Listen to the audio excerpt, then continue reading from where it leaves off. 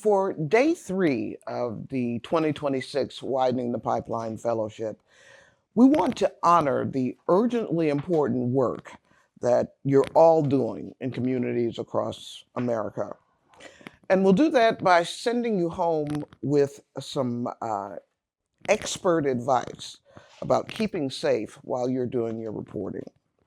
We will hear from a woman who's widely acknowledged as a leading expert in this field. Jeje Mohamed is the managing partner and co-founder of Aegis Safety Alliance, a collective of women and non-binary safety experts. Her extensive experience encompasses journalism, human rights, and safety and security. Jeje offers holistic, trauma-informed, identity-centered safety training, which is very important for this group, and also provides resources on digital physical, de-escalation, and psychological first aid. Again, another tool that we all need in this moment. You can read her full bio on our website at nationalpress.org. Jeje, thank you so much for joining us. I'm going to step away and let you get things started. Thank you so much, and thank you for inviting me. Hi, everyone. So my background is that I work as a journalist. I'm from Egypt. And the reason why I got into the safety field was because what journalists face. And that's changing a lot. And here specifically, a lot of journalists are experiencing extra challenges. Some journalists that are covering extremism have experienced these challenges for a very long time in the US. It's not new for them. Depends on the issues, but now it's becoming more widespread and kind of mainstream threats that everyone is experiencing. And for today, I want to, an hour and a half is very, very little to talk about safety and try to cover physical and digital. So we're gonna do like big picture. I wanna answer as many questions as you have.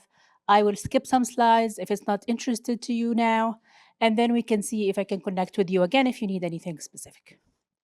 And we're gonna start with talking about what is holistic safety, what is risk assessment, why is risk assessment important as well. Then we're gonna think about how can we actually identify threats and risks that are related to us. I don't want us to think about like, this one threat is a risk for everyone. That's not necessarily accurate. Who we are, how we navigate the world, our identities, all of it shapes that experience. And then we're going to talk about some basics of digital security, account security, and our digital footprint. I want to start with some conversation agreement for us. It's a space for learning and sharing, so like just respecting each other and each other's experiences. Lessons leave and stories stay. This is a bit different because it's recorded. I was going to say like what we share here stays here. That's recorded, so maybe not. Recognizing our own and each other's experiences. Like, again, we navigate life very differently. Our experiences, our identities, our histories change how that is. And it's the same thing in the journalism industry. It's not different. And then please take space and give space. We learn more from each other. So ask questions, share your experiences if you feel comfortable, and take care of yourselves. Some of the things I might talk about today can be triggering for some people. So please just take care of yourself. If you feel like you need to step out for a minute, please do that.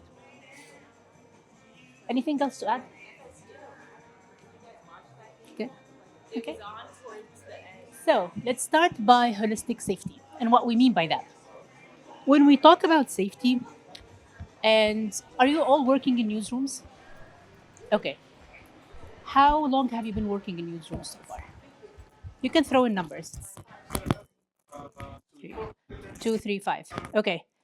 Less than 2, more than 5. Is there anyone less than 2 years, more than 5? Okay.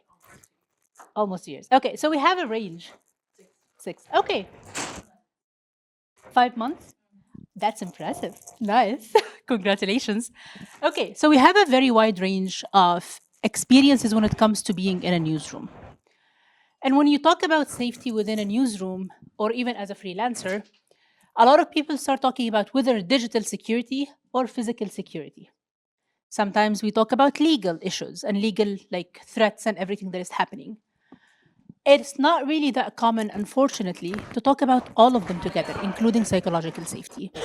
The thing is that you cannot really silo them. You cannot separate them and talk about one and not the other. Things that happen in the digital world, things that happen regarding digital security affect our Hey, physical safety.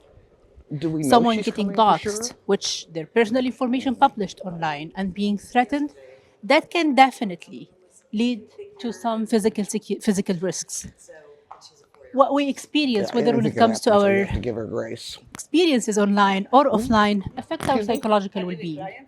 Yes. Some of the things that we do definitely have legal implications. So I want us to think about all of them and how they connect with each other. And risk can definitely be personal, but it's also definitely a collective that is rooted in community. Our own actions affect our own individual safety, and it affects each other. And that's something I would like us to focus on, because also community is all we have. So we can think about how we can put each other at risk. And the most important thing is like also how can we protect, support, and nurture each other. And one of the things you want to start thinking about is whose safety. Your colleague, yours first, of course, your colleagues and peers, your sources, your family and friends, data and information. There is many, many, many more things, and a lot of them actually overlap. So, question for you. What does risk mean to you, and what does mitigation mean to you? There is no wrong answers here, by the way.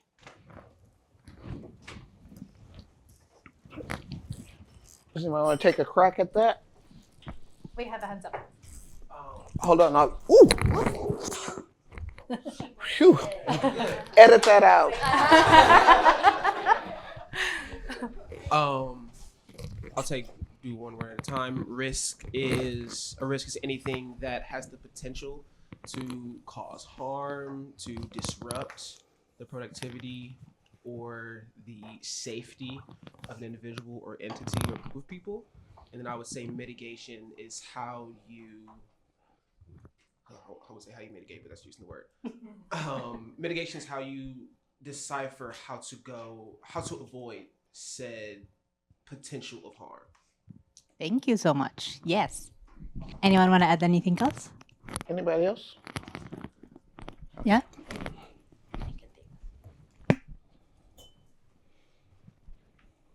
I suppose just to add on to that, that risk and mitigation to me are related to an action, and risk implies there is a chance of that action meeting failure.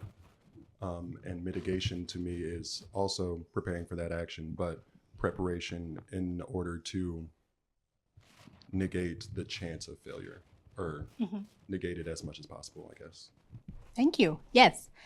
Anyone want to tell me in their day-to-day words and also in what they do in their daily life, what they consider a risk and how they go about it?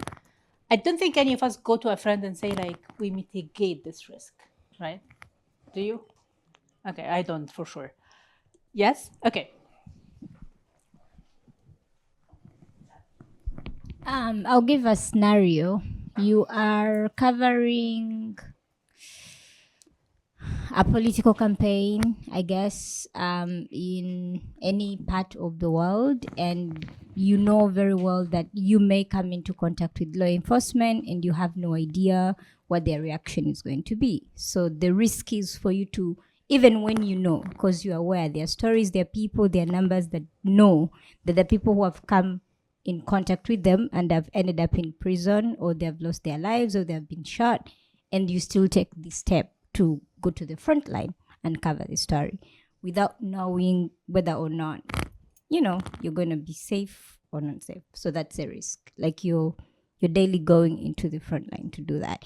I think the mitigation comes with fear of, well, I'll take the photo, but I'm going to choose not to. Sometimes you don't have to take the photo. And that's something I'm going to talk about today. Yeah, but yes. Right. So like the mitigation is like, okay, I know that if I stood there, I would get the best shot, but to mitigate the risk, let me stand from a distance Yes. and then take the photo. Perfect. All of these answers are wonderful. Thank you all so much. Every single act you do in your life, whether in journalism or in your daily life, has a risk. Crossing the street has a risk.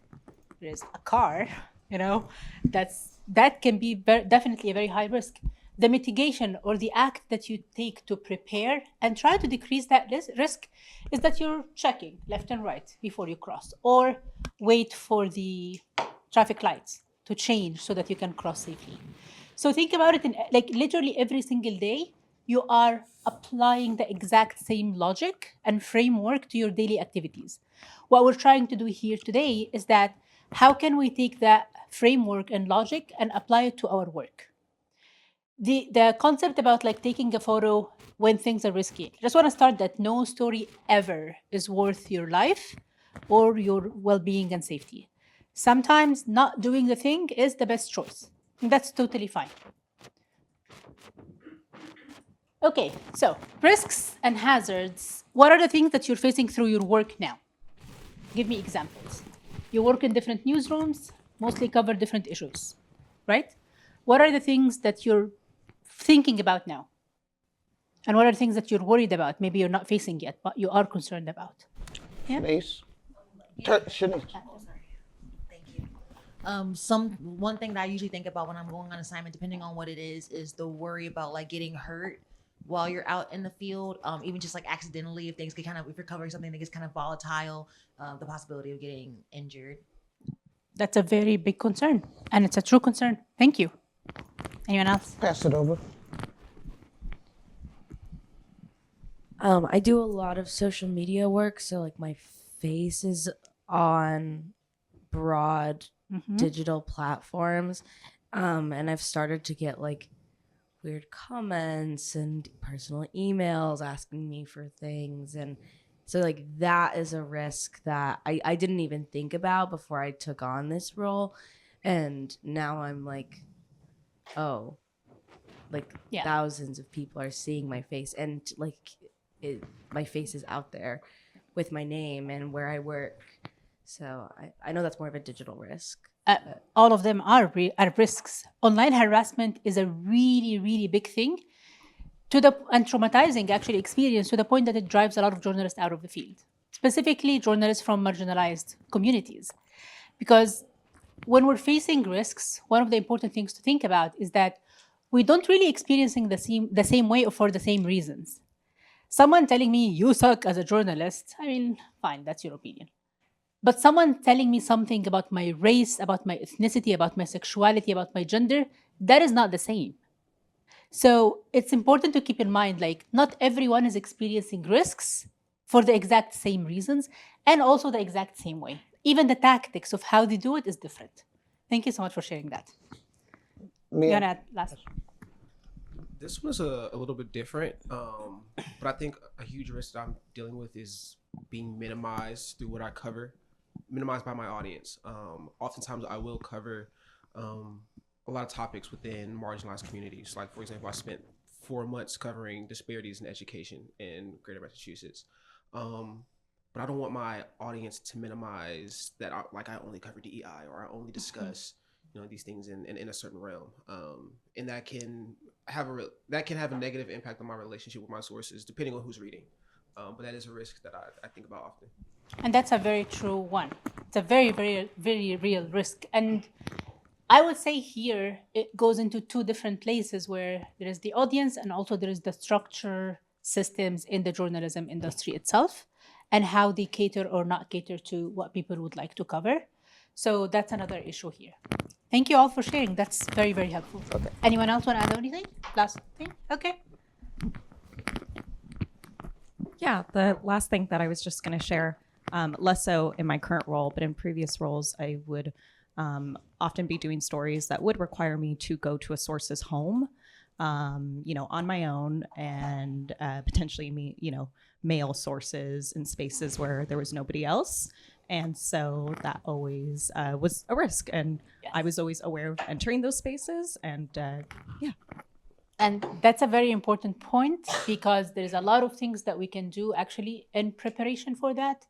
And it's not necessarily like I went to journalism school. No one ever taught me about safety, like ever. So I know that this is a huge missing element in the journalism educational system. I know it's changing now though. Like there are some professors who invite me or invite other people in safety to do trainings for their students. But that's a thing that we don't really properly discuss before sending out journalists to do something in person.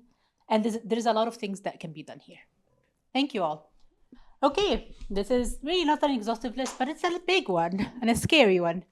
And you can think about them in this way. Psychological risks, there's harassment, there's trauma, burnout, isolation, loss of relationships, moral injury. There are so many things. Financial risks, as we all know, the field is not really stable financially. That's a huge risk, and that adds a lot of pressure and stress on people. No payments or late payments if people are freelancers specifically. Medical bills, legal bills. For legal risks, there is defamation, libel, copyright, trespassing, arrest, legal harassment, so many things here. Physical, there is civil unrest, being pushed or shoved or hurt or injured, that's another thing. Being singled out, tear gas, which is the use of tear gas is increasing a lot now.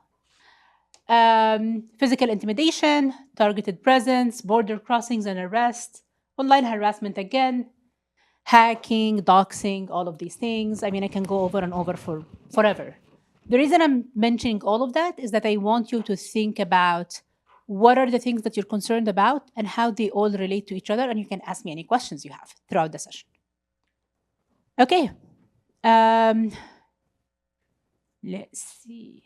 Nope. Okay. So let's think about preparation and planning. I just mentioned that earlier, but risks are not one size fits all. Each of us experience it differently, and we can plan for it differently. If me and you did the exact same risk assessment for the exact same story, they will look different.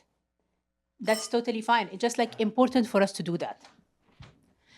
And the main things, these are some of the things you want to consider when you're doing a risk assessment, because they do affect your profile. They do affect the types of risks that you're experiencing.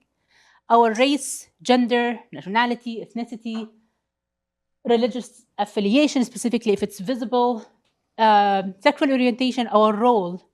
Someone who is writing and doing interviews is not the same as someone who's carrying a really big camera that you cannot really hide. These are very different profiles. Your news outlets, are they considered by some groups fake news? Are they considered by some groups in certain areas like they don't like them and they attack them? That's a reality that we live. So knowing how our own newsrooms and news outlets are being perceived help us plan accordingly. Several years ago, the main advice was always have your press things visible on you. Now that's not necessarily the case. It depends on where you're going. The advice might differ. Depending on your news outlet, depending on who you are and where you're going, my advice to you might be actually no, don't have it visible. Yes, have it accessible so that you can show it to someone if you need to, but don't really have it visible. That is changing as well. Your physical and mental health and your level of experience. And I want to think about it in 3 different levels. Your identity, how we see ourselves, right? How we identify, all of that. And then we have our profile, which is how others see me, and they don't necessarily always overlap. You can see yourself in certain identities in certain ways. People around you can perceive you and see you in a different way. And the important thing about understanding what your profile is, it gives you an idea about, is this place provides me with access and safety, or is this place actually I might be in more risk? So I can plan accordingly. And none of the things I'm talking about today, it is not to discourage you ever from doing the work that you want to do. It's just for you to plan so that you are safer. And the second thing is, your identity, our identities are not something bad. They're something amazing. But we also need to know how they are being perceived. Okay. So, who does any of these activities? Okay, me neither. I would never. Any activity you do comes with a risk, okay? This is someone doing something that is very weird for me. and hanging off of a cliff without any security measures, nothing. And that is called inherent risk. That any activity you do without any security measures added at all. Another person who, we're not gonna judge, another person is now adding all of these security measures, the harness, the things that are connected so that like if they accidentally fall, they have some sort of support and some sort of safety. This is what we call residual risk. So you have the inherent risk, which is anything you're facing without any measures. Crossing the street is a risk because there is cars. I can be hit by a car. If I just cross without anything, that is an inherent risk. If I check my surroundings and check the traffic lights and stuff like that, I did just apply measures, which leaves me with residual risk. The reason why you will never hear me say stopping or eliminating risk, because that's not true. That is impossible. Even if we plan and prepare, you cannot predict every single possible outcome. You cannot plan for every single possible outcome. The thing that we do with planning is that instead of me being worried about 100 different things happening, let's say I am going to an assignment and I'm like, keep thinking about all of these things, and there's 10 different risks that I'm worried about. If I prepare for 6 of them, that's only 4 things I have to think about, not 10. And then also you can prepare and then shit happens.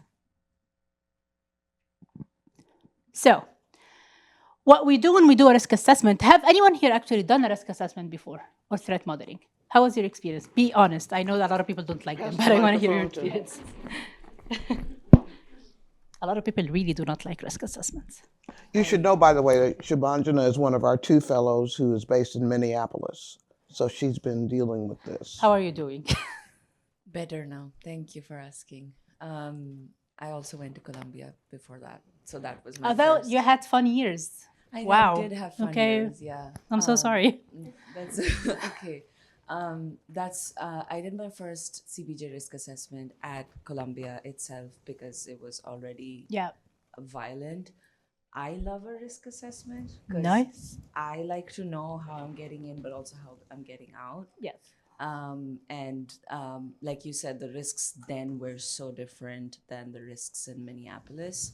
So the risk assessment looked different. Sometimes it was a risk assessment that was written out on printed paper with guided questions. Sometimes it was taking 2 minutes and just looking around and seeing what my surroundings were. Thank you so much for sharing that. And I'm glad you're safe. So you want to identify the vulnerabilities, where to go, how to get out. That's a very big one. You want to think about your security needs for these vulnerabilities and what is your plan, okay?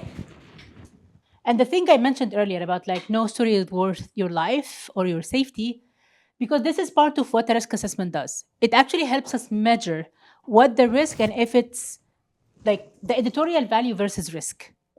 And again, there is zero editorial value in anything if it puts your life at risk. And this is how we think about it. Risks, we think about them in both 2 things, likelihood and impact. How likely something to happen to you? How likely, how exposed you are to this hazard.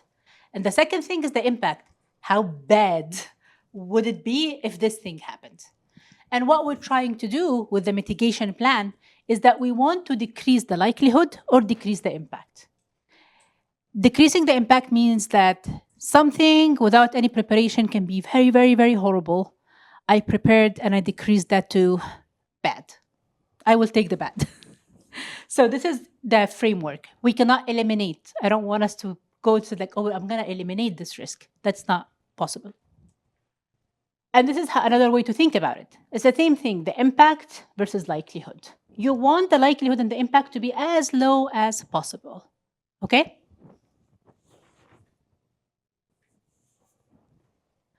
And these are some stages of managing the risks. We think about it in mitigation timeline, before, during, and after, okay? Before, you want to do the risk assessment. You want to do your research. We are great at doing research on our stories, on our sources, the people who are going to interview, and all of that. Most of the time, we forget to do research on our things that are related to our security. The places we're visiting, what are the groups active in these places, how is the relationship to the media, all of these things. Then you want to prepare when it comes to digital and physical security, emotional readiness. And this is some of the questions you want to ask yourself. What do I want to protect? There is a risk, but what is the thing that you want to protect? Maybe your physical safety, yourself, your body, data you have, information you have. Maybe it's your conversations with your sources. Maybe it's your mental health. That's something I would like to protect for sure. So it's a lot of things that you can literally name and write down. What are the things that you're trying to protect? Who do I want to protect it from? Can anyone tell me why this question is important? Why am I asking who do I want to protect it from? Testament. Want to jump in? Oh, sorry. Okay, we can do that and then come back to you. Understanding who you want to protect from, that informs who your mission could upset and or disrupt.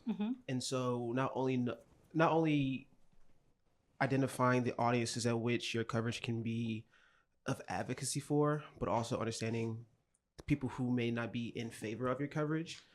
That is how you identify where harm could come from. Thank you so much. You want to add anything to that? Same? Okay.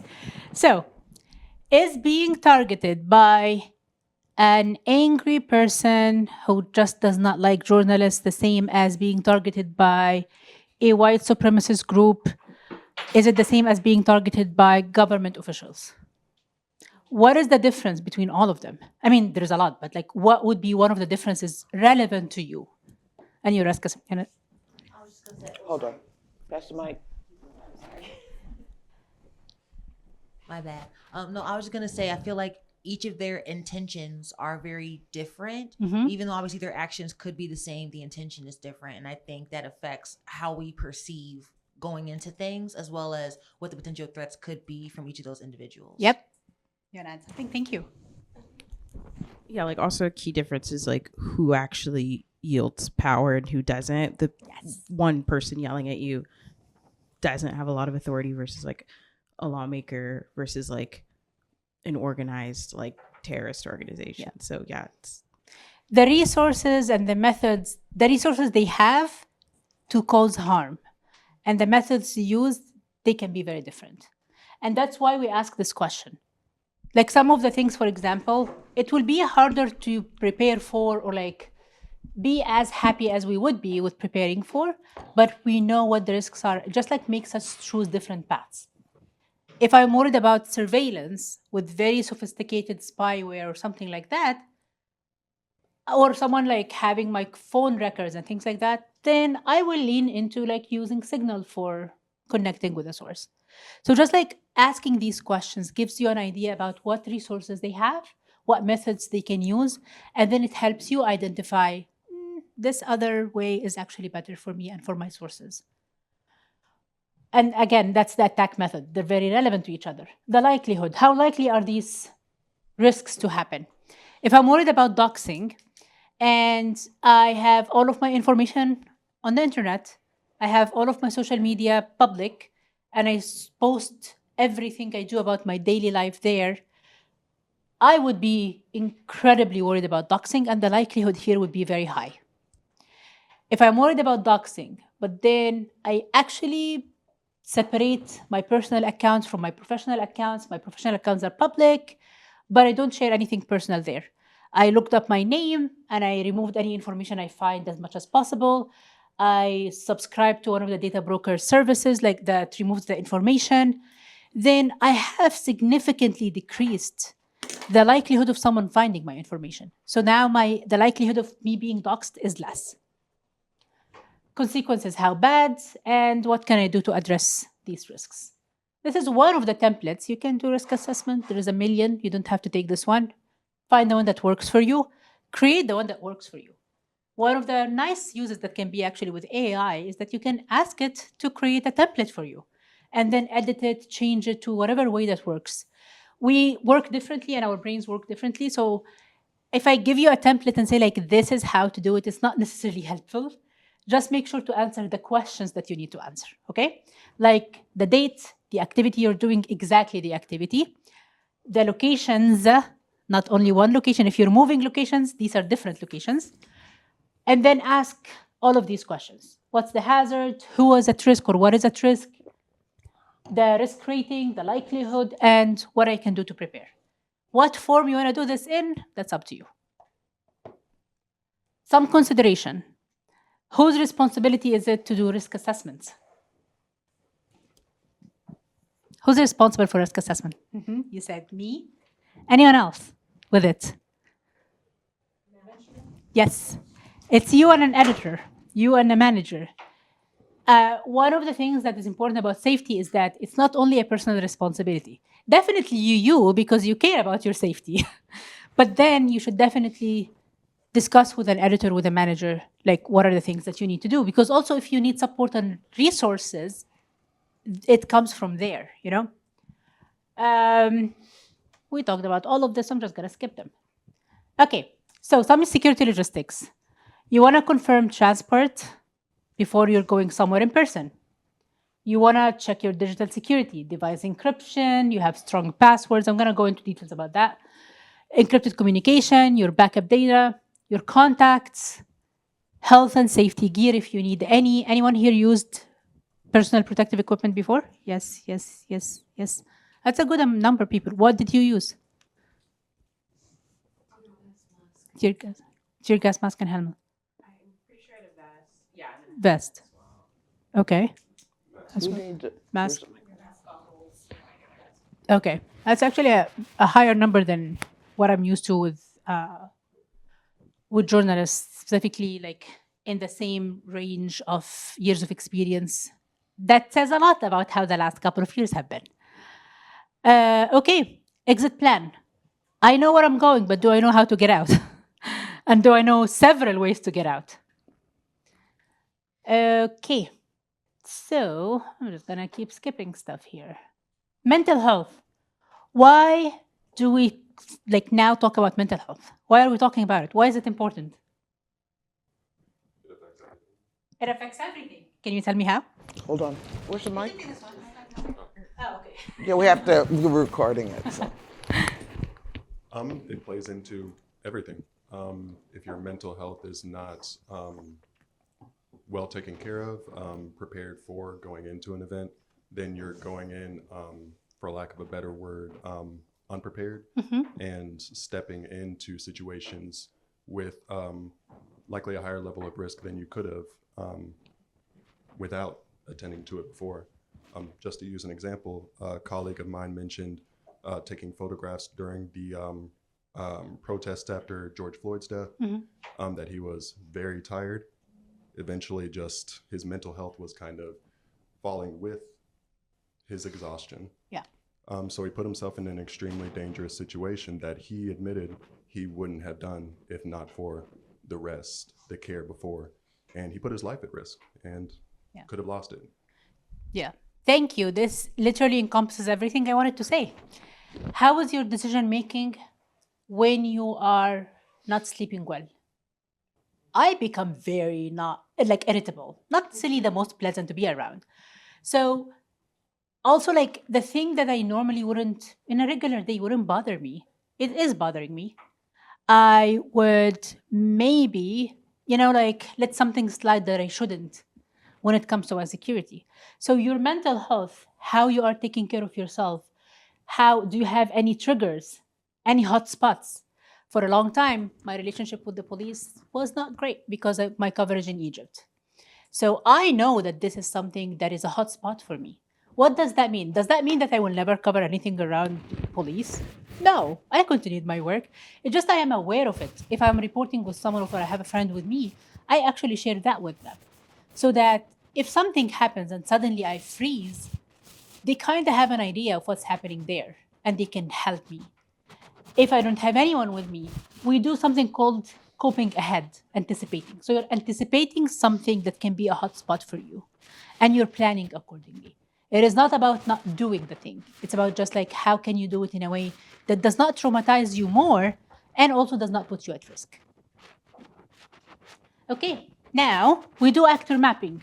What do I mean by actor mapping is that, remember when I said like do research about who's there in that area? That's the same. You want to look up political parties and their supporters and their relationship to the press, law enforcement and military, ICE, all of the groups, far right extremists, illegal militias, paramilitaries, all that depends on where you're going, of course. It doesn't apply to every single place you're going to. The public, someone woke up just angry, had a bad morning, and they're pissed off. It's not necessarily about you as a person or the job that you're doing.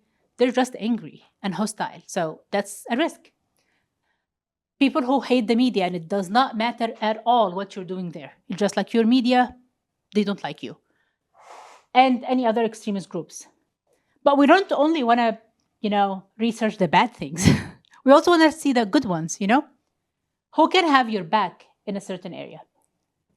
What places, locations that can provide you with extra layer of protection or access? Maybe religious entities can be actually a good place to go if something escalates. Like doing your research, depending on who you are, your identity, what you relate to, all of these things can actually give you protection and give you access. What part of your identity can provide you access and protection? That's a very important thing to think about. Okay, now we talked briefly about physical security in preparation. Let's talk about digital safety. Because again, our physical security is affected so much by our digital practices. One of the things I'd like you to do in general, and I would ask you to do that every couple of months, is to dox yourself. And I do not mean post the information. Think like a doxer. What do they normally look for? What do doxers look for normally? What are the information that someone who doesn't like you look for? Your address. Where you work. Family, friends. Personal phone numbers, personal email, so that he can send you annoying stuff. There's a lot of things. Pictures that you don't want to have public. All of these things. So what we want to do is we actually want to do that for ourselves. We want to look up our names, look up our phone numbers, look up our emails, try to find what's out there, and try to remove as much as possible. Not everything you can get rid of because some stuff are public records. But the majority of stuff, actually you can get rid of and clean that digital footprint, okay? And you want to outsmart search engines, and I'll tell you how, and also look up your images. So this is an example of me Googling myself using Chrome while signed in to Google. Google tracks you, as we all know.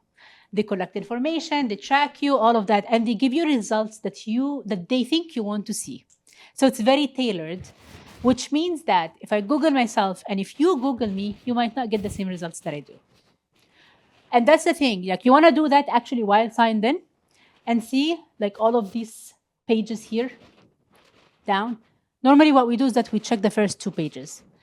That's with Google specifically, that's not going to give you anything weird or concerning. What you want to do is want to go further and further in the pages. This is where weird things normally lurk. So you want to do that. If you go by several names, you want to Google all of your names. I go by 5 different variations of my name. So I have to do that for every one of them. It's annoying, but it's useful. Another thing is to use other search engines, not only Google. Anyone used any of these search engines before? DuckDuck. Yeah? Yeah? Okay. DuckDuckGo? Okay. Anyone used Brave? Yes? Okay. Anyone used Yandex or Baidu? Okay. DuckDuckGo and Brave, they're privacy-respecting search engines, not like Google. Google tracks you, uses the information, and all of that. DuckDuckGo and Brave, they're more privacy-protecting and respectful, so they don't necessarily track you that way. Baidu and Yandex, both are international search engines. Baidu is mostly used in China. Yandex is mostly used in Russia. And the reason why we ask and recommend that you look up your name, because you might get very, very different results. So if you Google your names there, you might get different results in each of these using each of these search engines. And yes, we found the information. If you do that, I want you to just like take the links, copy paste them, make a note of everything you're finding so that you can go back. Like, I'm not here to like terrorize you and scare you of like, oh, look how much information is there, and just leave. You want to take a note of everything so that you can actually try to get them removed later. Okay? And there are a couple of things you can do. Public records and data brokers. Anyone who here knows what data broker is? Yeah? Okay. Data brokers are evil companies, in my opinion. What they do is they scan the internet, collect information about you from social media, from the public records, from voter records, from data breaches, gather that information, package them, and sell them to people for sometimes less than $1. That can include your addresses, your family members, the color of your car and license, your phone number, your email, okay? But there are ways for you to actually try to have them remove that information. There is a manual way to do it, which is if you go to this link, big ass data broker opt-out list, a journalist and technologist, Yael Grauer, she got fed up by the system and these companies. It's a billions of dollars companies. Because information, if anyone tells you this app is for free, the app is not for free. You actually are, you're paying for it, it's just with your information and data, okay? So she created this list with a step-by-step guide on how to request removal of information from each of these data brokers. This is a very good option you have. The only thing I would say is that it's manual and it's like labor intensive. So you will want to block some times for yourself to do that. You can also pay some service to do it on your behalf. Something like permission slip by consumer reporters, something like Delete Me, Canary, or Optree. Anyone used any of these two? Okay. 1, 2. Okay. A couple of people used it. Have you found it helpful? Yeah? Okay. That's good to hear. So yeah, you can subscribe to one of these things, an annual subscription, and you will do that work of like one by one sending requests. They will do it on your behalf. Optree has a free version, so because it ranges, I think, from $120 to $180 a year. It's an annual subscription, but Optree has a free version that you can also start using. It's not the same tiered or like not the same intensity, but it does at least some of that work. Then, if you Google yourself and find stuff that you don't want online, you can do something called delisting on Google. It does not delete the information. It just makes it harder for it to be shown as a result, okay? And they have, if you actually just write like, find and remove personal contact info in Google search results, very long. If you do that, it will give you a list of the things that they accept. And you can fill out the application and they will delist it on your behalf. Okay, other things we talked about, removing information from data brokers, auditing your social media posts. Social media is a disaster. Specifically, if you started using social media at a young age. None of us had any proper educational conversations about privacy, about what not to post online. When the internet started, like social media specifically, when social media started to be a thing, no one told us that this will live forever. And whatever you're posting is going to be there, okay? So social media is actually one of the biggest places that we are leaking and bleeding information about ourselves. So I would recommend for you to actually audit your posts. Go to your old posts. You will not like what you see most of the time, but go to your old posts, audit them, delete some stuff, archive some stuff. If it allows you to change it to only me, do that. If it's a personal account, I would just make it private and have one that is public for work. That helps separate and protect you and your family members and your friends. Okay, taking down photos that might be compromising. That means everything that you can possibly think about. It depends on your own situation, okay? Think about how a picture can be used against you and then decide if you want to keep it, specifically if it's public, that's the issue, okay? What else? When you're posting something, are there identifying information? I'm posting a photo of my favorite coffee shop, for example. Am I posting the name of the coffee shop, the intersecting streets that it's in? What does that mean? People will know where you go normally. Also, they will ruin your favorite coffee shop for you if you have to stop going there now. So we don't want to do that. Another thing is making sure that our routines, daily routines, are not really that easy to predict. Going to the exact same gym, the exact same time of every day, the exact same route. Mix it up a bit. Helps you discover the city, but also helps protect you from some weird people in general. Yeah, That's the mic. the mic. Oh. Yeah, I'm actually glad you brought that up because I've been seeing on social media recently the level of research that people do into people's like photos. So for example, there's a guy on Instagram who's actually popular because he can find out where you are based off of a photo you took, whether know it's that the one. branding of the hotel or anything like that, which is really, really scary. And so I kind of got into the habit of posting about my trips after I Yes. left already. Yeah. So like if I want to show off the hotel room that I'm in, I'll wait until I'm back home and Yes. then post about it. Are there any other? And I don't know if this is too early for me to ask this question, but like, No, are there ask any questions other, throughout. so Anytime like, you I want. feel like those are one of the things that people are starting to kind of do. Yes. That way, at least the timeline, you're already somewhere safe. Yep. But are there any other safety precautions that you recommend for people who do want to share parts of their lives, but they still want to be cautious of that information and how they want to make it available and put it out there? Yes, there's so many things. But thank you for mentioning that. I know that guy, not personally, but I know the account. It is very easy actually to do that. Like if we have time to do like a test, it would be scary what the results you would see. Okay, there are several things. There is what you're posting, and there is the metadata, the information that exists within a photo that you're posting, and that's very sneaky. Everything you take a picture of has something called metadata. And let's do this exercise now. Take a photo of your name tag. Take any photo in front of you. And I want you to go, once you do that, I want you to open that photo and swipe up.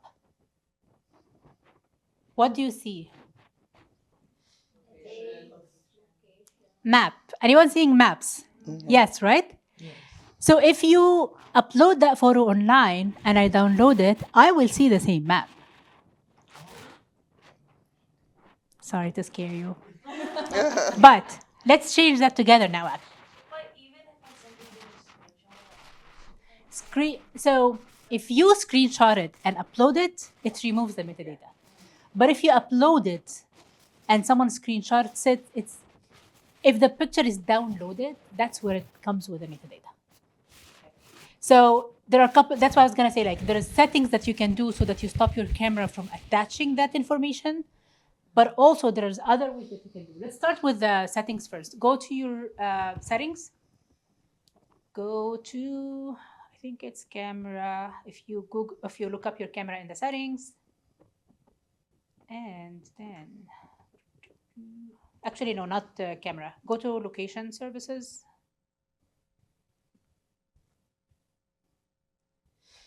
Scroll down till you find camera. Once you do, change the access that you're giving to the camera to never. Did you find it? Anyone needs help finding it? I do. Okay. The boomer in the room needs it. So where am I going? You wanna look up location services. Okay. Yes. And then you want to scroll down to camera. Here it's while using, but you want to turn it off and then never. This will never attach your. Okay, so this is the first thing you can do. The other things you can do as well. Now we change the setting itself. Okay. The other things you can do is before uploading a picture, you can take a screenshot of it. The one thing it does is that it reduces the quality. But you can take a screenshot of the picture that you took and upload it. The third option that you can do, which my favorite in general, is to use Signal. If you send a file on Signal, it automatically scrubs your metadata. Okay? So anyone here knows what notes, anyone here uses Signal actually? Who does not use Signal? Okay. my recommendation after this session is to download Signal. I feel like I work with Signal.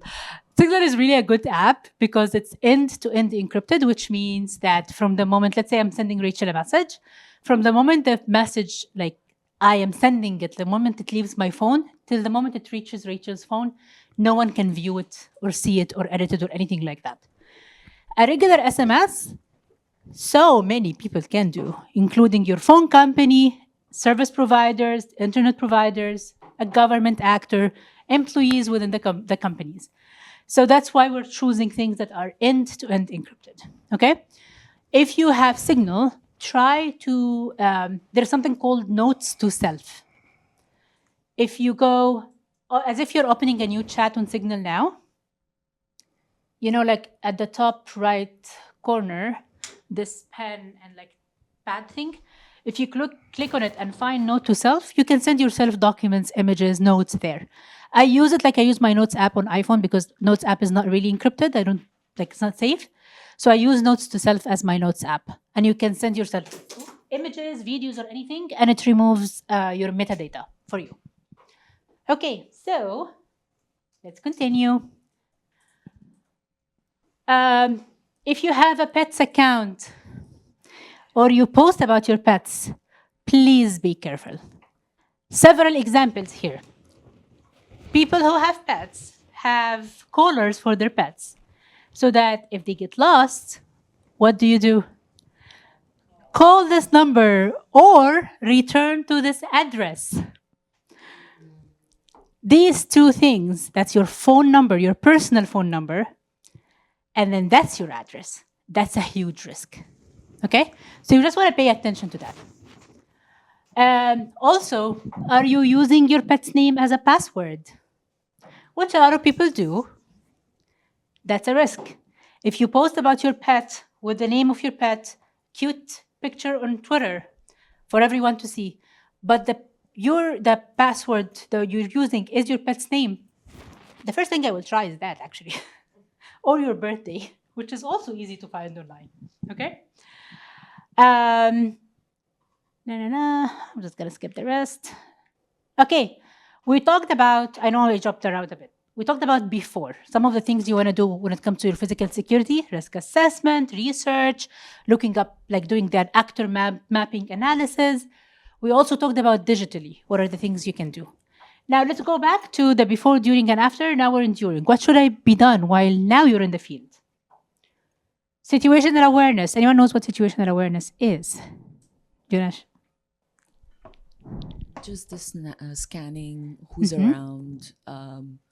I would also look for what state agencies or law enforcement is around. What are they carrying in terms of weapons or anything that can harm you? Or even just a quick scan of, are there any agitators that I should be careful of? Am I being kettled? All of that. Yep. Thank you so much. Risk response. Do I know what to do if this one thing happens? Tactical safety, comms and check-ins. So you want to focus on the task at hand, and that helps ground you and center you when you're in an activity, specifically if things around you are escalating, okay? Why am I here? What am I trying to do? What is the bigger picture? The other very, very, very, very important question to ask, which I don't think I have here actually, is what is the minimum editorial need for this story? I need to get 3 pictures. So I got the 3 pictures, and now my gut feeling is telling me something. I should listen to that gut feeling. Whether leave or go to the outside of the area, even if you're not leaving completely, knowing what is the minimum things you need for an editorial, editorially for the story, helps you a lot make quicker decisions. Okay? Another thing is, everything is happening around us now is actually stressing. It is very, very stressful. So we need to deploy our breathing, our grounding techniques, whatever works for you. Breathing stresses me out, so I don't do it. It's not for me. If someone asks me to breathe, I get stressed more. So I know what works for me. I am someone that likes smells. So I have a tiny small bottle of perfume that I travel with, that I walk with. See what are the thing that helps you ground and do it, okay? And the advice is actually to practice that ahead. It is literally like lifting weights. You know, you don't go and lift like 50 kilograms like out of nowhere. You start small and practice. Similar with running. It's the exact same way when it comes to our mental health and our grounding techniques. Yes? Yes, the mic.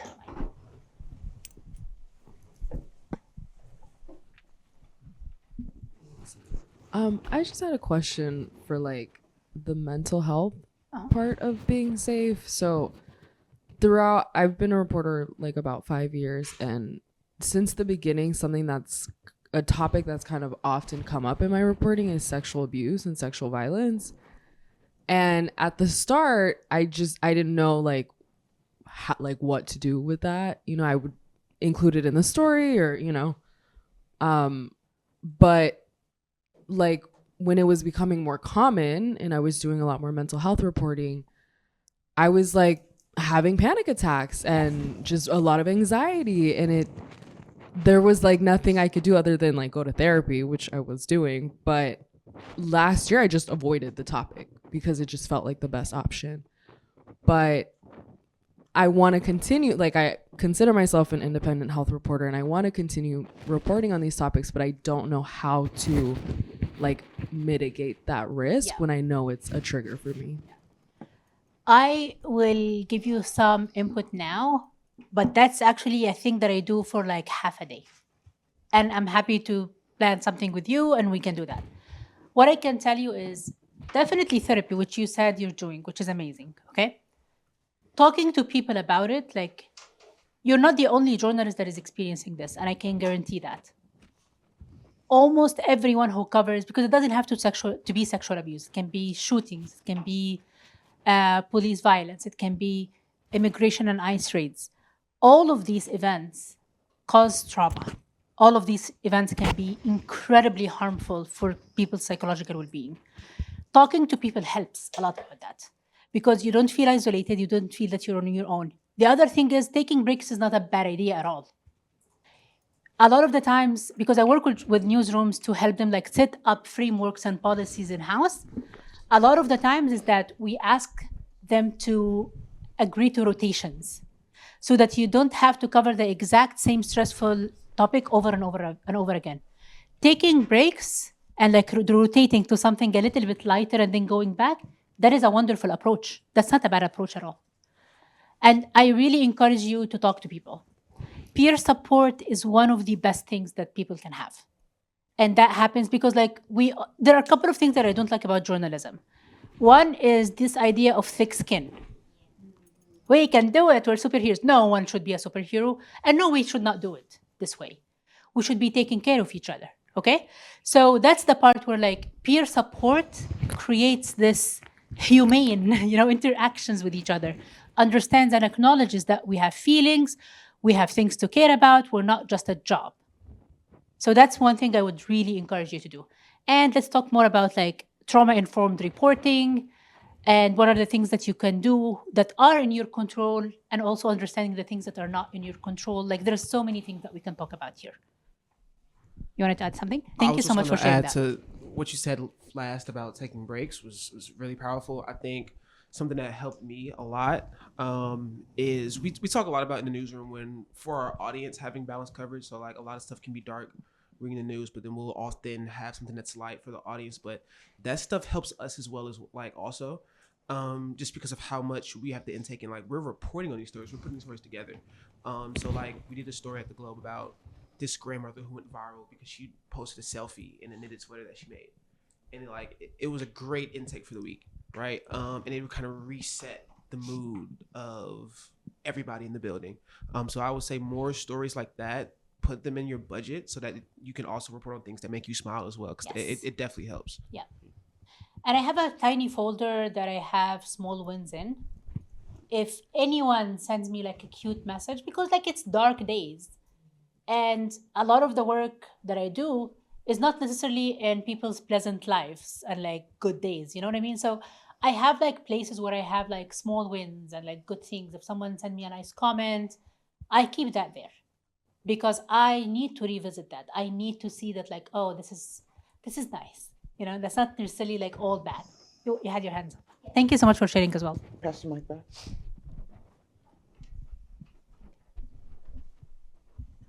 Thanks.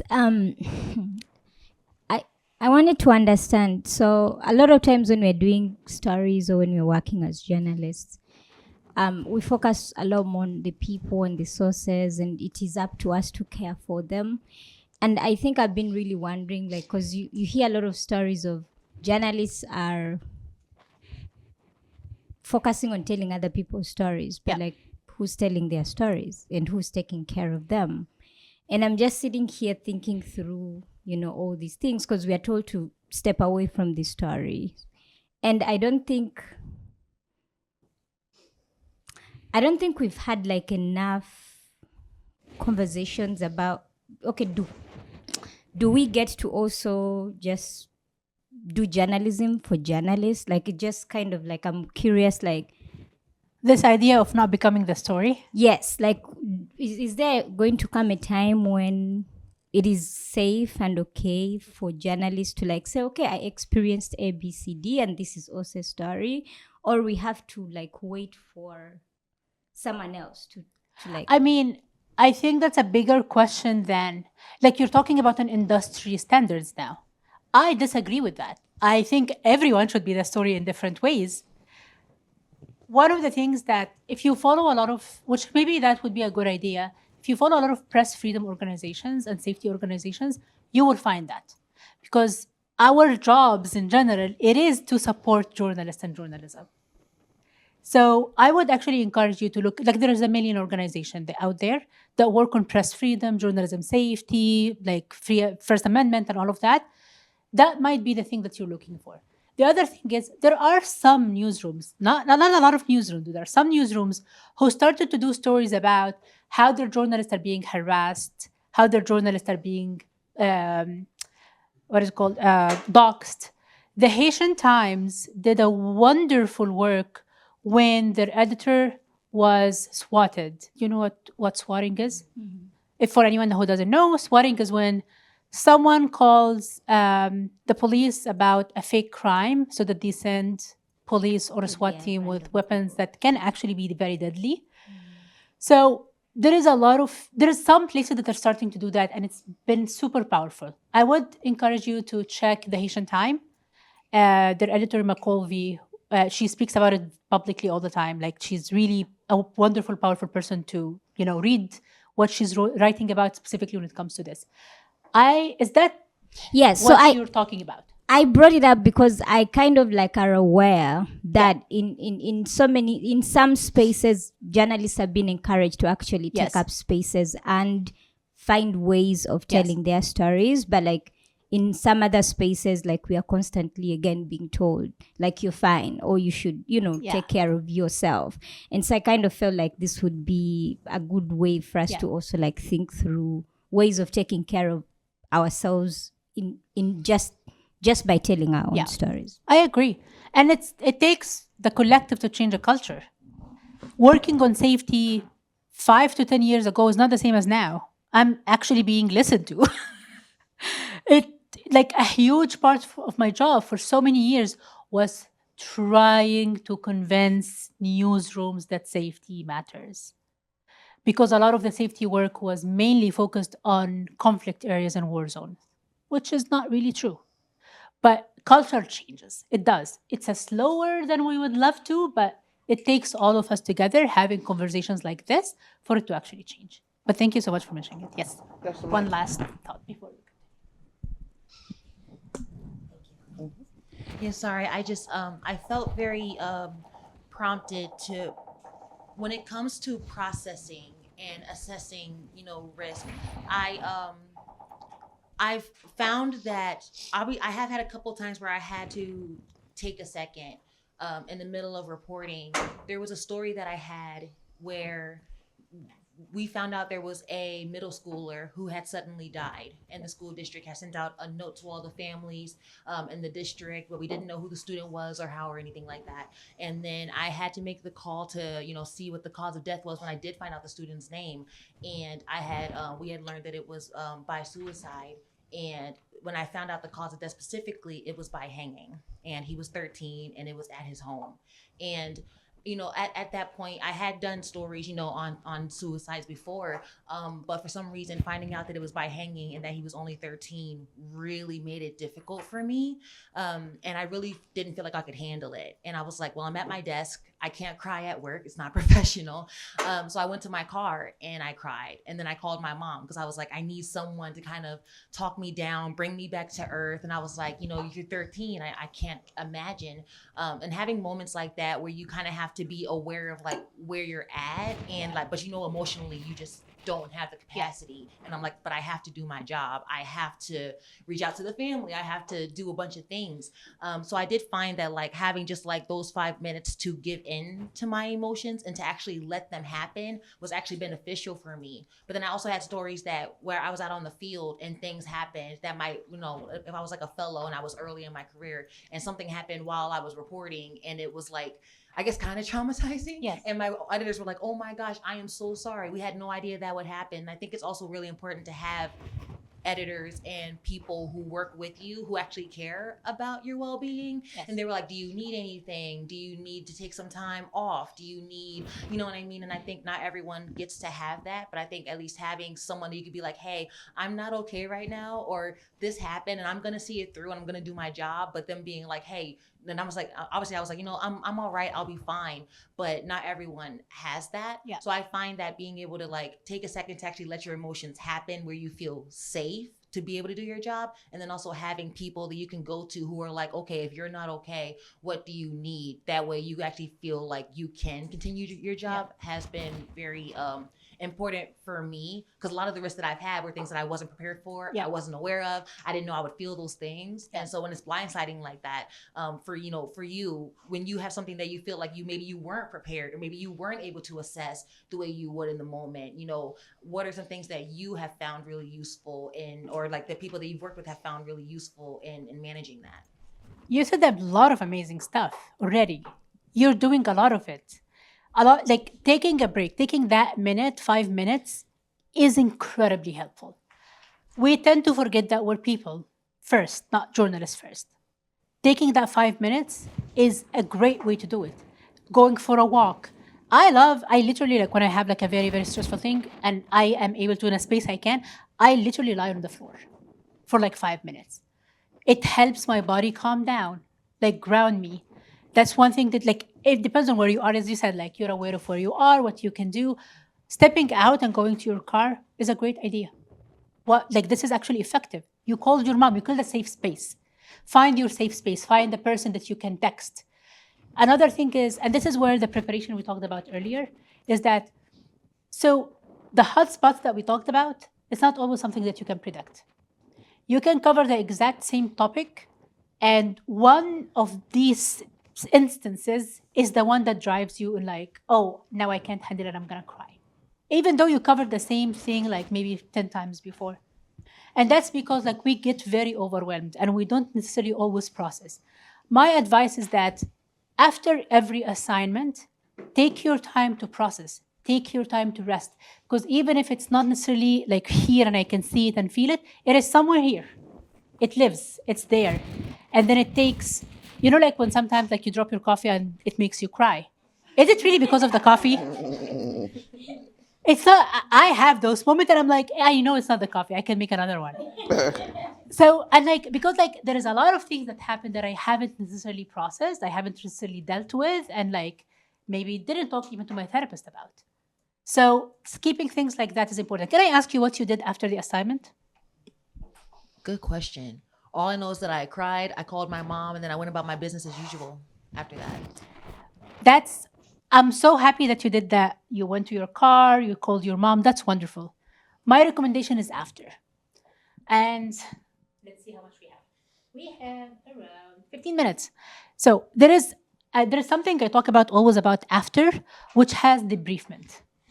And that's something that you can do on your own. You can do with an editor. You can do with a colleague, whatever you want.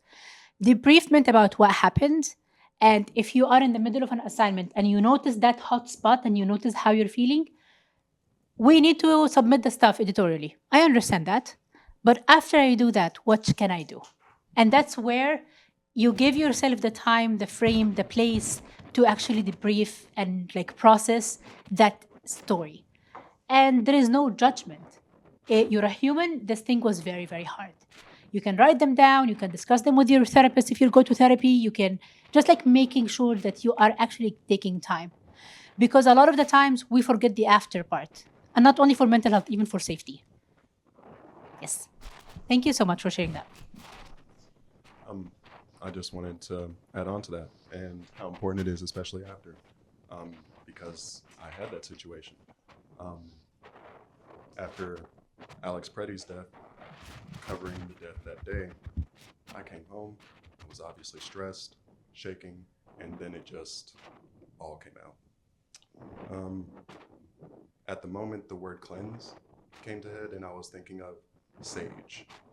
Sage was being burnt there. Sage was being burnt around Renee Good's memorial site. Sage was burnt at a lot of sites that I've covered. But I want to hammer it home because crying in that moment I felt was needed. Releasing the tension, cleansing, and letting it go. Because afterwards, it was totally fine. But in the moment, like you mentioned, even though I wasn't mentally aware of it per se, or wasn't mentally addressing it, the body took the toll. The body remembers. It does not forget. Even if we can't necessarily put words to it now, it is there. It's not going anywhere. And that's why intentionally carving the space and putting that space and time for yourself, that helps a lot. And thank you. I really appreciate that. Okay, very, very quickly. Pass the mic back. Thank you. I just had a question about it. I don't want to make assumptions for everybody else in the room, but at least for me, I feel like I've had editors that don't really know how to help. Yes. Or don't know what to do. Yes. So it kind of feels like it just falls back on us as the reporter who's experiencing this traumatizing situation. So what are we supposed to do? And like, do you talk to editors and managers? And how can they help us, or how can we try to seek support from them? There is definitely advocating for yourself as individuals, but also as a group. The other thing which I found, in my experience, more helpful most of the time, bringing a third party to have these conversations with the newsroom. Like someone who talks to the newsroom about safety considerations, who talks to the newsroom about like mental health and how it's important in like supporting your staff and freelancers and things like that. That's an option. I'm happy to talk to you on the side about like what I found helpful about that, because that's a whole thing. But you're right. Your experience is correct. Do you want to add one quick thing? Yes. Maybe this is a great chance to bring a global perspective. I come from Uganda, and stories like these started off as it's just happening in one newsroom, or one editor doesn't care. And then over time, it has just become a culture. Yes. And when a journalist faces a certain either traumatic experience or an issue or incident, it's normal. It's normalized. And I think coming here and realizing that, oh, okay, if it's happening in other newsroom and we are not really like doing something about it, or like you said, advocating for ourselves, we may also end up in situations where we are carrying the burdens. So it's almost related to her in terms of what are like the actual proactive steps to make sure like we don't find ourselves in situations where like lack of safety measures or protective measures or safety in itself is not really like available, and we're just like folding our arms and saying it's okay, it's normal. Because I don't really think quickly, I took a photo and I was arrested in Kampala for just 3 hours, but there are journalists who have been arrested for hours and months and years, and they're in there. And there are people who really have a passion and they have abandoned the craft, not because they don't want to, but because they just can't. Understood. And I don't want to be one of them. Yeah. So like, what are like the actual proactive steps? Like we go back to say, this needs to be done. Maybe not now, but like, you know, slowly by slowly. Having conversations is a big thing.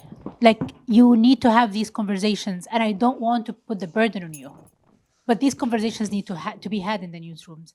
Self-advocacy, group advocacy, also you will find someone, an advocate. It doesn't have to be the editor, the manager, whatever it is. You will find an advocate, and I would actually lean on these people and try to make a change. I would bring in people who do safety work to the newsroom. A lot of the work is actually for free, so they don't even have to worry about budgets. So I would bring in these conversations. I would talk about some of the times doing or asking to do an anonymous survey. That, of course, is different between small newsroom that has 3 people and the newsroom that is bigger. But like asking to do like an anonymous survey about the risks and the worries that journalists have can show leadership. What are the things that people are experiencing? Like there is so many things that I'm happy to talk to you about that can be done. Okay. One last quick. Okay. Maybe at the end, if you can write it down. Thank you so much. Okay, so I'm gonna skip a lot of these things. So we talked about that. For the after, okay. After you finish an assignment, reestablishing safety is something big. Leave the location, make sure you are safe, your teammates are safe, your equipment is safe, everything, okay? Debriefment, that's important for mental health, that's important for safety. Lots of things will go well, lots of things will not necessarily go as well as we hoped for. What do we do after that? Should we just say like, oh, thank God we're done with this? Most of the time that's what we do actually. But we're forgetting a very important thing. The things that did not go as planned, we should actually sit and talk about it. Why? Because they're doing construction. Because some of the things, you've learned something there. Something didn't go as planned, you've learned something. We need to write that down. We need to update our processes that we have. The risk assessment that you had. Maybe something there was not really fitting for how it happened in real life. Then you learn something there and you want to update your risk assessment accordingly. Okay? Risk assessments in the field, they are living documents. They're not set in stones. You are allowed, and you should, not even allowed, you should be updating them and changing them while you are doing a story. Because again, you cannot predict everything, you cannot plan for everything, and shit happens. So what do? You use the risk assessment you created, you update it, you change whatever you need to change it. Okay? Documenting. If something happened, please make sure to document it. Write it down, document it, date it, everything. Resting, recovering, and replenishing. And that's the part we were just talking about now. Resting is important. We need to rest. We need to replenish. We need to eat a nice snack. You get the chocolate that you like, drink wine, whatever you want to do, just do it. Like, give yourself the time and the space and allow yourself to rest. And that's a very hard thing to do because it feels that everything is on fire, relatively, for the most part. It is. But also, we're humans and we have limited capacities, we have limited things. And if we don't take care of ourselves, we will end up leaving the profession. And if you're passionate about it, I know you wouldn't want to do that. And come up with a self-care plan. And the thing that happened, like, let's say I finished an assignment today. I gave myself some time tomorrow to, rest, replenish, do all of these things. Things don't necessarily end there. You want to keep noticing how you're feeling for weeks, for days after that, for weeks after that, possibly months after that. Our cycle of processing emotions is not the same. Some people, the reactions show immediately after, and the signs of like a hard assignment shows immediately after. Some people, it takes months. So I just want you to be kind with yourself and actually like make space for that and keep an eye on it. Okay, then let's see.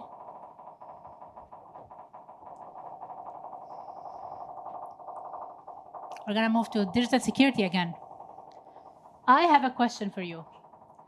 Who here has a password, their passwords that is less than 16 characters? We're not here to judge, so you can be honest. Okay. Who here uses the same exact password for multiple accounts? Anyone want to tell me why we don't want to do both of these things? It is definitely not secure. I don't know if it's gonna, I don't think that's gonna play. Anyways, there is this website you can go to is called How Secure Is My Password. Do not use your actual password. Please do not. I do not trust them. I trust that they can tell you how fast someone will take to crack your password. But passwords who are less than 16 characters, it takes a software very, very short time to figure it out. Because it's a game. It's a possibility and probability and putting all of the numbers together and blah, blah, blah, and give you a result. 16 plus characters, specifically phrases, are harder to predict and crack. Can take millions of years. I don't think we're gonna live for millions of years. So by then, good luck. So you want to check that. You want to have your passwords very long and complex. And you want to have your passwords unique, not to reuse it. Anyone want to tell me why? Huh?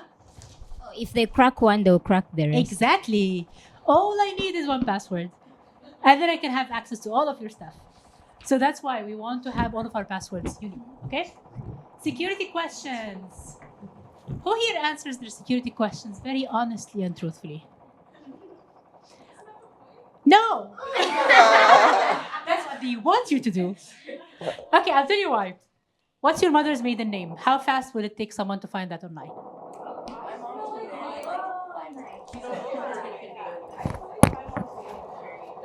If you use that, that's good. Okay, and I cannot find it online.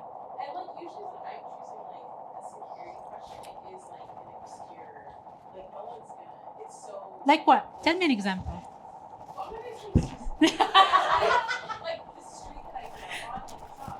Nadia, hold on. Unless you have a post on Facebook or your mom has a post on Facebook. Okay, but from 2002, I don't know. I'd be impressed if someone were able to crack that. Okay, I would remember when you said dox yourself.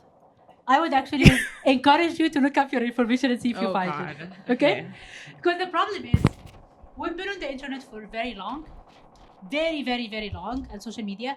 But also, even if you control what you post, I unfriended my family from most of my profiles because they post everything. And I'm so I am being very careful. I'm not posting stuff but they are posting. So I can't really control what they're doing. So even if you're not the one that is leaking the information unintentionally, family members are normally are. And it's out of pride. They're not doing it maliciously, but it's not really great. What's your pet's name? Again, that's a security question. And we love our pets' cute pictures online with the name. That's the answer here, okay? So please be careful about that. Lie. What's your pet's? Is a shark. No one cares. But why is it a security question if it's that obvious that they can use the pet name to get in? So you will find that actually now, because of exactly what you said, they're moving away from security questions. Some stuff. They're slowly moving away and they're doing the pass key as an option, which is stored in your device.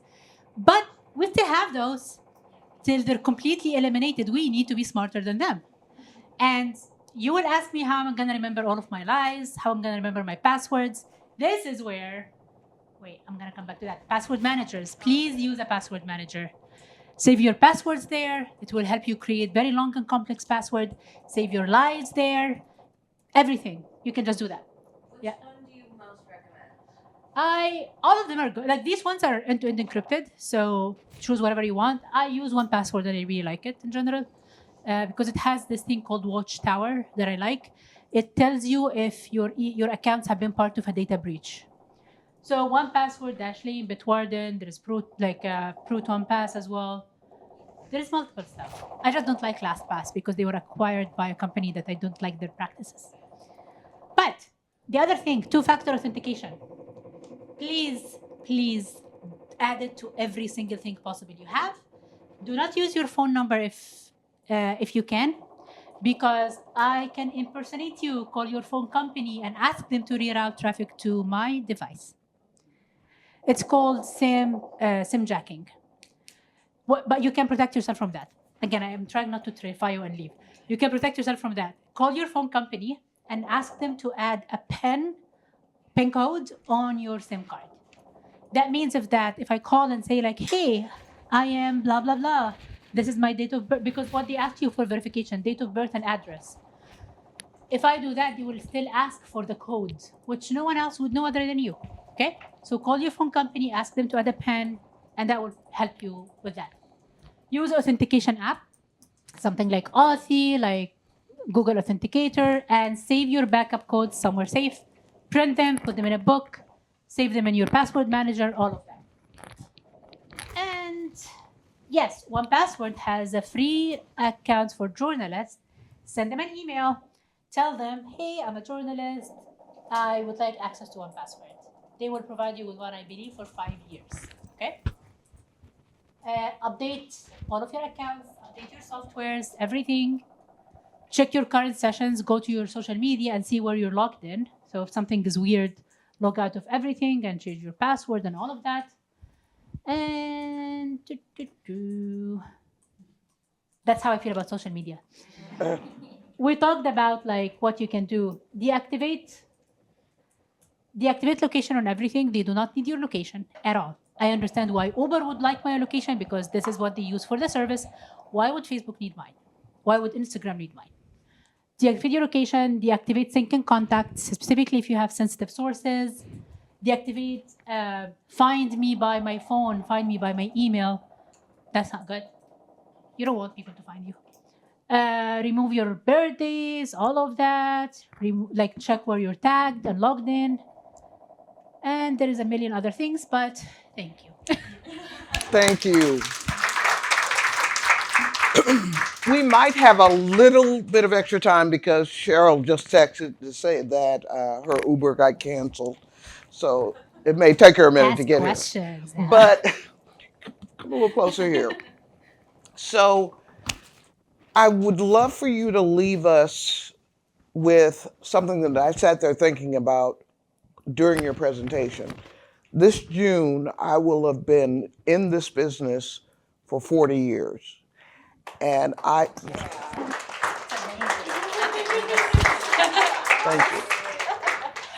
But I only say that to say that, I've practiced in America. I've trained journalists in East Africa. And the one lesson that I have learned, the main one over these past 4 decades, has been no one will take care of your safety or care about your safety as much as you do. Yes, 100% yes. And so I want you to just sort of drive that message home in this moment. It may feel like a burden sometimes to expect you to take care of yourself, particularly when you're being asked to do this dangerous work or putting yourself out on the front lines. My heart goes out so much to the both of you Minnesota reporters, but it may feel like one more job that we have to do, but it's necessary. Take us home on that note. Yes. So I want to repeat that no story is worth your life or your well-being. Really, none.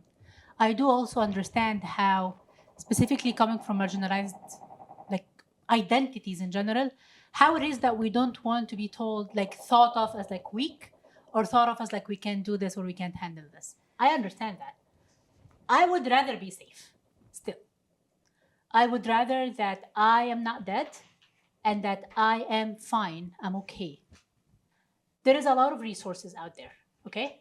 And even if your newsroom is not necessarily the best at doing that, there is so many resources. You can reach out to me. If it's not me, I'm gonna connect you with a million other people and a million other organizations that would love to help, okay? And that's the part where you advocate for yourself. You advocate for yourself in your newsrooms, and you don't have to do it alone. There is at least one other person that cares about safety. Find that person, and you both are allies, and you both will talk to your managers, teams, editor, whatever it is, to do that. But unfortunately, we are the ones that are taking care of ourselves. And again, part of a self-advocacy is to reach out to resources and find the resources and try to do them. The other thing I would say, it is actually a business model failure if they don't take care of the journalists. For multiple reasons. Injury and when something bad happens is way more costly than preparing for things to happen. If anyone's gonna pay for a training, it ends up being cheaper to try to mitigate a damage than when the damage happens. The other thing is, which is also not necessarily a good business model for them, financially for them, is when journalists leave and then you have to hire again. It is expensive. It's not cheap keeping journalists is actually, I mean, other than the layoffs, which is, there is nothing to be said there. It's actually cheaper than someone leaving and rehiring again. So there is a lot of things. I have changed a lot of my work in a way that I focus on financial and business models when it comes to that, because it is a convincing thing for leadership. So that's another thing that you want to do. The best news of all is that I have already confirmed Jeje for a deeper dive conversation for September, ahead of the midterms, ahead of when you'll all be asked to go out into your communities and find out what people are thinking or what scares them or whatever. And so she'll be back in September. The whole virtual training in September will be Jeje. So let's take this opportunity right now to show her our appreciation for joining us. Thank you so much.